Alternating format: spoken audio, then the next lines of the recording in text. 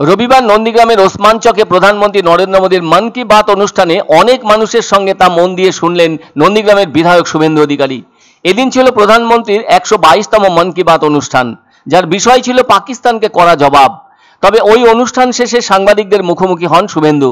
তার কাছে জানতে চাওয়া হয়, সামনেই পশ্চিমবঙ্গে আসছেন প্রধানমন্ত্রী ও স্বরাষ্ট্রমন্ত্রী।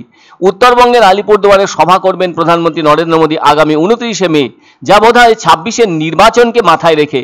তাহলে 26-এর নির্বাচনের দামামা কি বেজেই গেল? এ নিয়ে শুভেন্দু অধিকারীর সরাসরি উত্তর, সেটা তো হতেই পারে। আর ওই নির্বাচন নিয়ে বঙ্গ বিজেপি আশাবাদী। এবার সাংবাদিকরা তার কাছে জানতে চান, স্বরাষ্ট্রমন্ত্রী অমিত শাহ সাংগঠনিক বৈঠক করবেন বলে জানা গেছে। তাহলে 2026-এর বিধানসভা নির্বাচনে কিভাবে এগোবে বঙ্গ বিজেপি, সে সম্পর্কে আলোচনা হবে কি ওই বৈঠকে? আর এবার পালা বদলে আপনারা কতটা আত্মবিশ্বাসী? এ প্রসঙ্গে শুভেন্দু অত্যন্ত আত্মবিশ্বাসের সাথে বলেন, তৃণমূলকে বুঝিয়ে দিতে তারা প্রস্তুত। সেজন্য তারা প্রত্যেকেই সাংগঠনিক ক্ষেত্রে জোর দিয়েছেন।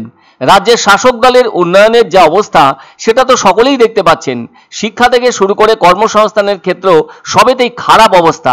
আজও চাকরিহারা শিক্ষকরা রাস্তায় নেমে আন্দোলন করছেন তাদের চাকরি বাঁচানোর জন্য। সংখ্যা বলে শেষ করা যাবে না। এরপর রাজ্যের একটি বিধানসভার উপনির্বাচনের দিন ঘোষণা করেছে নির্বাচন কমিশন, আর ওই কেন্দ্রটি হলো নদিয়ার কালীগঞ্জ।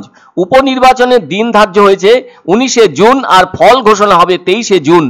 তৃণমূলের দখলে থাকা আসন এবার বিজেপি নিজেদের দিকে আনতে পারবে কিনা, সে ব্যাপারে শুভেন্দুর স্পষ্ট উত্তর, ওখানকার মানুষও বুঝতে পারছেন রাজ্যে যা চলছে তা কতখানি ভালো অবস্থা চলছে। আর বিধানসভার উপনির্বাচনের জন্য আরও 4টি কেন্দ্র রয়েছে, সেগুলি হলো গুজরাটের কাদি ও বিসাবদার, পাঞ্জাবের লুধিয়ানা পশ্চিম এবং কেরলের নীলম্বুর। আর এজন্য নির্বাচন কমিশন তো বিজ্ঞপ্তি প্রকাশ করেই দিয়েছে। এই 3 মাস বিধায়কহীন অবস্থায় আছে নদিয়ার কালীগঞ্জ। 2021 সালে তৃণমূলের টিকিটে জিতেছিলেন নাসির উদ্দিন। ফলে ওই কেন্দ্রে বিজেপি ভালো ফল করবে বলে আশা প্রকাশ করেন শুভেন্দু অধিকারী। এছাড়াও অন্য একটি বিষয়ে সাংবাদিকরা শুভেন্দুর মন্তব্য জানতে চাইলেন। সেটা হলো, দিকে দিকে ভোট যত এগিয়ে আসছে ততই যেন ভোটার লিস্টে গরমিল ধরা পড়ছে। এমন ঘটনা বেশ কয়েকটা জায়গায় দেখা যাচ্ছে। আদতে বাংলাদেশি, কিন্তু সে এখানে ভোট দিয়ে যাচ্ছে বছরের পর বছর। কলকাতায় এক ট্যাক্সি চালককে ট্রাফিক রুল ভাঙার দায়িত্বে গ্রেপ্তার করার পর তার লাইসেন্স নিয়ে খতিয়ে দেখতে গিয়ে এই তথ্য সামনে এসেছে। বনগাঁয়ে এরকম ভোটার তালিকা খতিয়ে দেখার সময় দেখা যায় বাড়ি শুদ্ধ লোকজন বাংলাদেশি, যারা ভোট দিয়ে বেড়াচ্ছে। আর ওই ঘটনা প্রকাশ্যে আসছে। এ ব্যাপারে শুভেন্দু স্পষ্টভাবে জানালেন, তালিকা তো তারাও খতিয়ে দেখবেন, কেননা শাসক দল এভাবেই ভোটে জিতে আসছে, আর মানুষ সেটা বুঝতে পারছেন। ফলে তারাও যথেষ্ট চিন্তা ভাবনা করছেন। এরকম ভোটার এই রাজ্যে আরও আছে বলে মন্তব্য করলেন বিরোধী দলনেতা শুভেন্দু অধিকারী। হাইকোর্টের নির্দেশ থাকার পরও জয়ন্ত সিংয়ের অবৈধ বাড়ি ভাঙতে পারল না কামারহাটি পৌরসভা। এ নিয়ে শুভেন্দু বলেন, টাকার খেলা হয়েছে, তাই সাহস পাচ্ছে না। লখনৌতে পশ্চিমবঙ্গের হিন্দুদের রক্ষার দাবিতে বিভিন্ন পোস্টার লাগানো হয়েছে।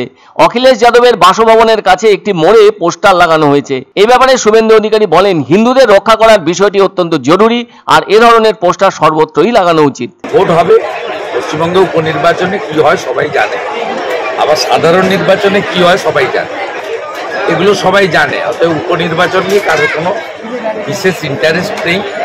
ওখানে 56.07% মুসলিম ভোট আছে, মাইনরিটি ভোটার আছে।